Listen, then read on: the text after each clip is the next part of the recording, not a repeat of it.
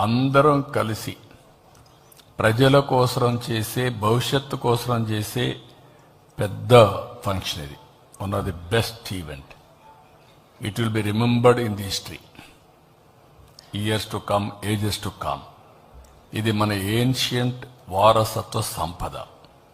ఈ వారసత్వ సంపదని మళ్ళీ ప్రధానమంత్రి గారు ఏదైతే రివైవ్ చేశారో దాన్ని లాజికల్గా తీసుకెళ్లి దీన్ని భావితరాలకు అప్పజెప్పే బాధ్యత మనందరం తీసుకోవాల్సిన అవసరం ఉంది. అది మనం ఫాలో కావాలి. ఆ బెనిఫిట్ మనకు రావాలి. మన తర్వాత కూడా లెగసీ కింద తయారు కావాలి. This is our legacy.